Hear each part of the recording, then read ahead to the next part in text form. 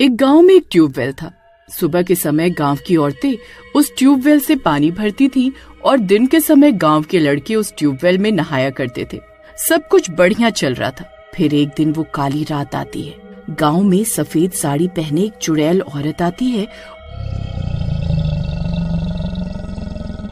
और ट्यूबवेल पर बैठकर अपने बाल धोने लगती है।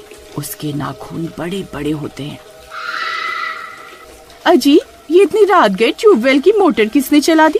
आज से पहले तो कभी ऐसा नहीं हुआ। अरे, लगता है किसी जानवर ने मोटर का बटन दबा दिया होगा, जिस वजह से ट्यूबवेल चालू हो गया होगा। फिर रीमा खिड़की से झांक कर देखती है तो उसे एक औरत सफेद साड़ी में ट्यूबवेल पर बैठी हुई दिखती है। उसकी पीठ रीमा की तरफ होती है, इसलिए वो उसका चेहरा नहीं देख पाती।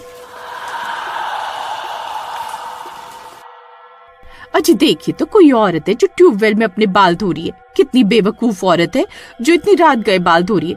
इसी किसी का डर भी नहीं है जी। फिर वो दोनों उसे खिड़की से देखते रहते हैं और कुछ देर बाद बाल धोने के बाद वो औरत वहाँ से चली जाती है और जंगल के अंधेरे में कहीं गायब हो जाती है।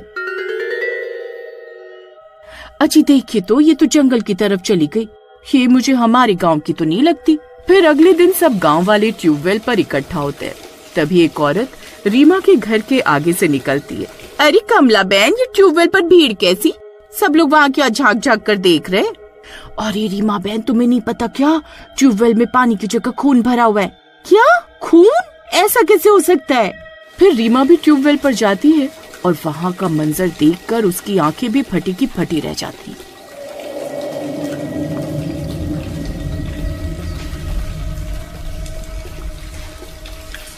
ट्यूबवेल में पानी की जगह खून भरा होता है। सब गांव वाले इसी बारे में बातें कर रहे होते हैं।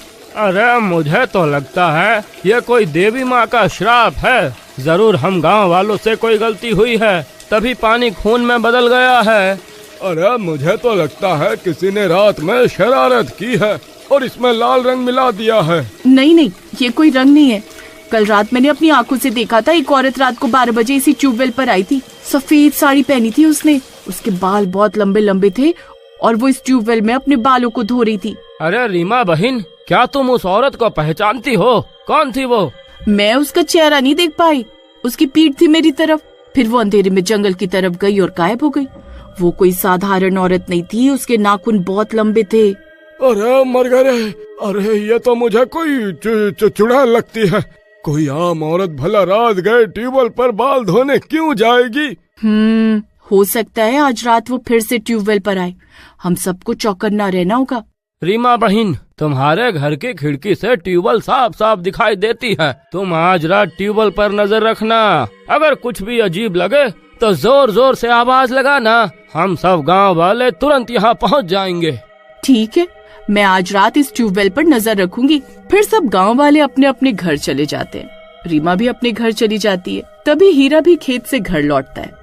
रीमा उसे सारी बात बताती है। अरे, बहुत अजीब बात है। मुझे तो बहुत डर लग रहा है रीमा। अरे, ये कोई आम औरत नहीं हो सकती। भला आधी रात को ट्यूबवेल पर बाल कौन धोता है? ट्यूबवेल से सबसे नजदीक हमारा ही घर है। अगर गांव वालों की बात सच हुई और वो चुड़ैल निकली तो सबसे ज्यादा खतरा हमें ही है। अजी, डरने की कोई बात नहीं है जी। गांव वालों ने कहा है कोई भी गड़बड़ हो तो जोर जोर से आवाज लगाना, वो सब इकट्ठा हो जाएंगे। आप डरिए नहीं। फिर थोड़ी देर में रात हो जाती है। जंगल से अजीब अजीब सी डरावनी आवाजें आने लगती हैं। गली के सारे कुत्ते रोने लगते हैं। हे भगवान, अरे ये क्या हो रहा है?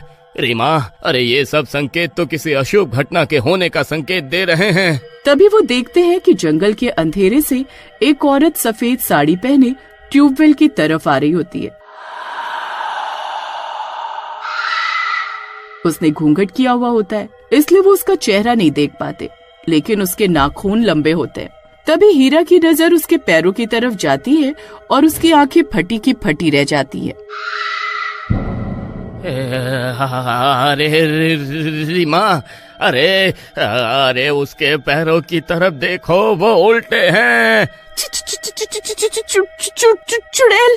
अजी, ये तो चुड़ैल है। अरे मर गए रे, गाँव वालों का शक सही। तभी वो चुड़ैल ट्यूबवेल पर आती है, अपना घूंघट हटाती है और अपने बाल धोने लगती है। चुड़ैल, चुड़ैल, अयो चुड़ैल, गाँव वालों, यहाँ चुड़ैल है, ट्यूबवेल पर चुड़ैल है, चुड़ैल चुड़ैल। अरे मर गए रे। अरे बेवकूफ औरत, चिल्ला क्यों रही है? अरे मरना चाहती है क्या? अजी आप डरिए नहीं जी, गांव वालों ने कहा था कुछ भी गड़बड़ लगे तो जोर जोर से हमें पुकारना, हम सब आ जाएंगे। फिर हीरा खिड़की से झांककर इधर उधर गली में देखता है तो वहाँ कोई नहीं होता। तभी रीमा के शोर मचाने की वजह से उस चुड़ैल का ध्यान उनकी तरफ आ जाता है। वो उनके घर को देखकर गुर्राने लगती है। अरे मर गए रे। अरे मुझे तो कोई भी गांव वाला इधर आता हुआ दिखाई नहीं दे रहा है। ये नास मिटे गांव वाले हमें आज मरवा कर ही छोड़ेंगे। अरे रीमा, तुम्हें शोर नहीं मचाना चाहिए था। हाय रे, अरे अब क्या होगा? वो नास मिटी चुड़ैल यही देख रही है रीमा। अरे जल्दी कुछ करो, वो यहाँ आ गई तो हमें कच्चा खा जाएगी। अरे ये सब तुम्हारी बेवकूफी की वजह से ही हो रहा है।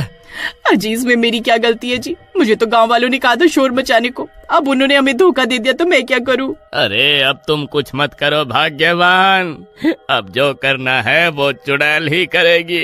वो देखो तुम्हारी अम्मा इसी और आ रही है।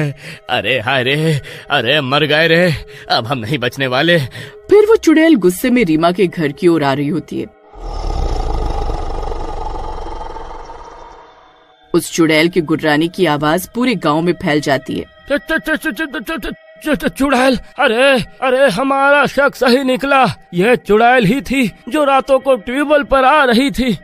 अजय हमें रीमा भाभी की मदद करनी चाहिए, नहीं तो वो चुड़ैल उन्हें मार डालेगी। अरे पागल, दिखाई नहीं दे रहा क्या? पूरी गली सुनसान पड़ी है, कोई भी घर से बाहर नहीं निकल रहा, सब घर में छुपे हुए हैं। अगर हम दोनों उनकी मदद के लिए गए तो हम भी उनके साथ मारे जाएंगे। मैं तो ना जाने वाला बाबा। हाँ। फिर चुड़ैल रीमा के घर के बाहर पहुंचकर घर के अंदर का रास्ता ढूंढने लगती है। डर के मारे वो दोनों घर की छत की ओर भागने लगते हैं। अरे भागो रे। अरे ये गांव वाले तो धोखेबाज निकले रे। अरे हाय रीमा, जल्दी भागो, यह चुड़ैल हमें नहीं छोड़ने वाली।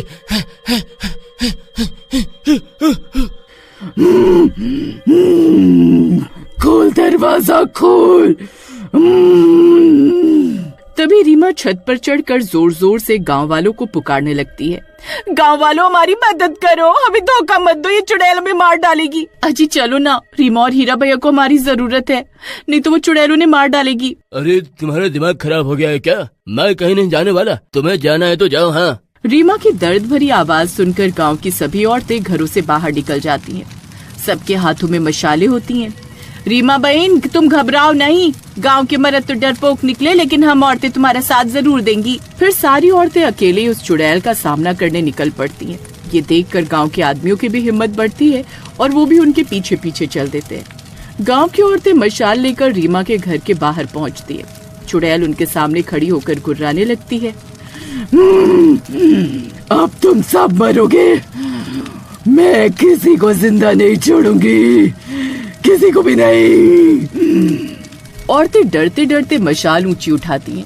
चुड़ैल की आंखें गुस्से से भर जाती हैं और उसका चेहरा और भयानक दिखने लगता है। तू चाहे चुड़ैल हो या प्रेत, हम अपनी रीमा को नहीं मरने देंगे। सब औरतें मिलकर मशाले उसकी तरफ घुमाती हैं।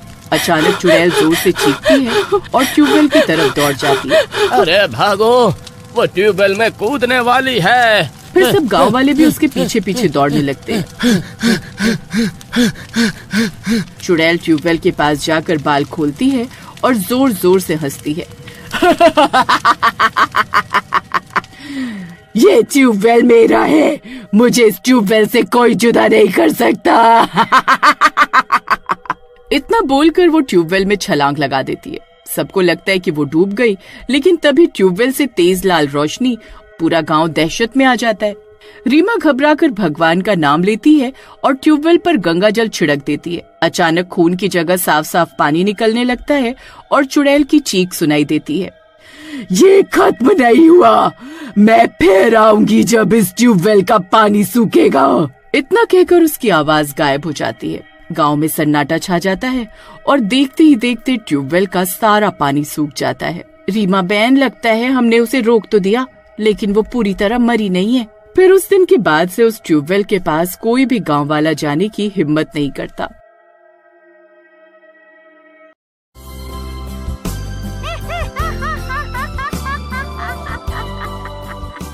एक बार की बात है, दो डाकू लूट का सारा सोना लिए जंगल के रास्ते भाग रहे होते हैं।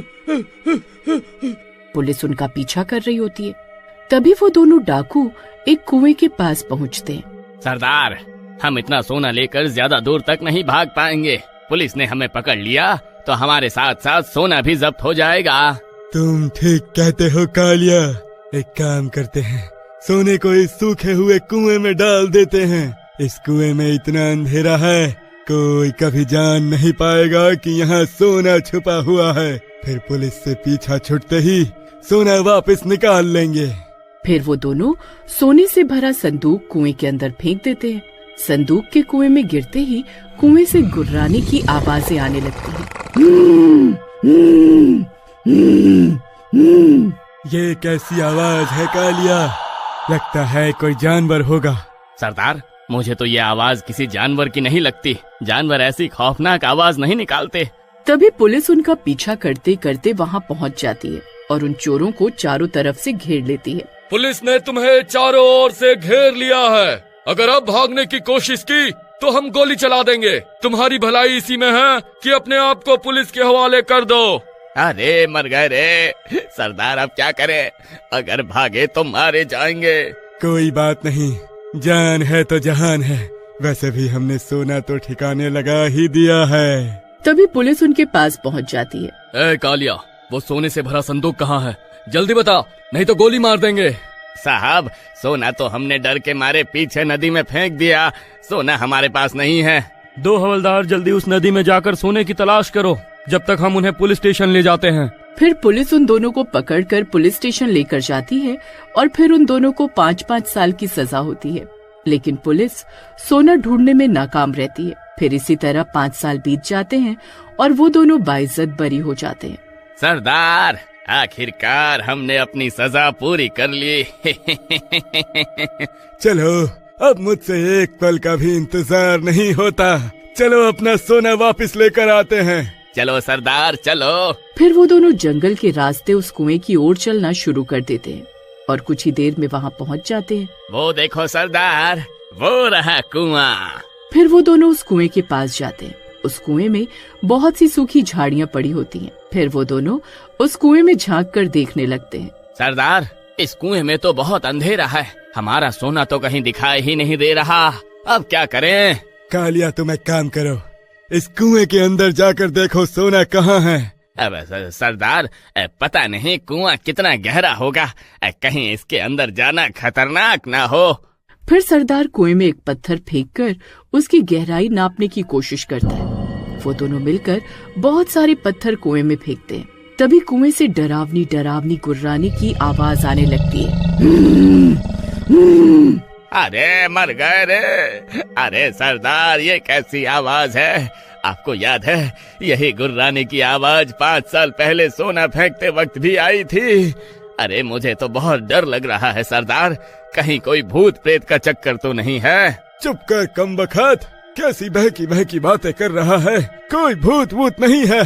तभी एक भूतिया हाथ कुएं से बाहर निकलता है और सरदार की गर्दन को पकड़ लेता है। अरे मर गए रे, ये क्या भला है?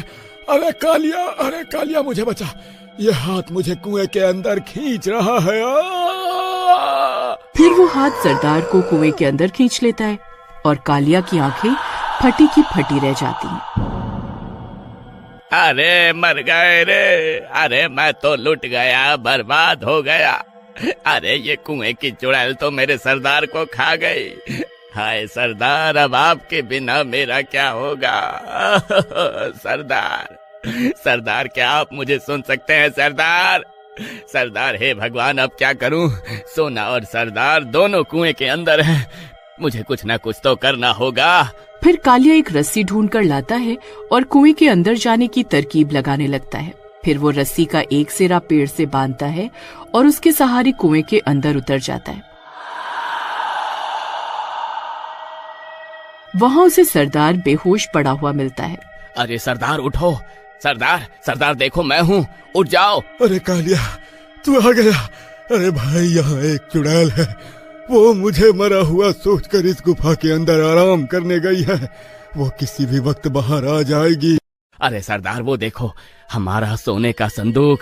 चलो इसे लेते हैं और यहाँ से निकल जाते हैं। फिर वो दोनों उस संदूक को घसीटना शुरू कर देते हैं। तभी उसकी आवाज से वो चुड़ैल उस गुफा से बाहर आ जाती है।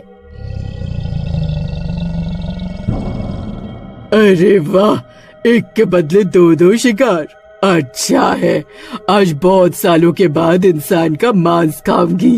अरे चुड़ैल जी, हमें माफ कर दो, हम तो बस अपना सोना लेने आए थे, हम आपको परेशान नहीं करना चाहते थे। ठीक है, तो एक सौदा करते हैं। तुम दोनों में से एक मेरी भूख मिटा दो और दूसरा आदमी ये सोना लेकर यहाँ से जा सकता है। फिर वो दोनों एक दूसरे को देखने लगते हैं और सोच में पड़ जाते हैं कि कौन अपनी बलि देगा। फिर चुड़ैल उन्हें 2 पत्ते देती है और बोलती है, लो ये पत्ते, तुम में से जो भी यहाँ रुकेगा उसका नाम इन पत्तों पर लिख दो। फिर वो दोनों अपने अपने पत्तों पर एक नाम लिखते हैं और पत्ते चुड़ैल को पकड़ा देते हैं। फिर चुड़ैल दोनों पत्तों पर नाम पढ़ती है तो हैरान रह जाती है। सरदार खुद का नाम उस पत्ते पर लिखता है और कालिया भी अपना ही नाम पत्ते पर लिख देता है। अरे वाह, दोनों एक दूसरे को बचाने के लिए खुद को कुर्बान करने को तैयार हो। वाह वाह। सरदार, आपने ऐसा क्यों किया? आपने मेरा नाम क्यों नहीं लिखा? नहीं कालिया, तुम मेरे लिए यहाँ आया है। तूने मुझे बचाने के लिए अपनी जान की परवाह नहीं की।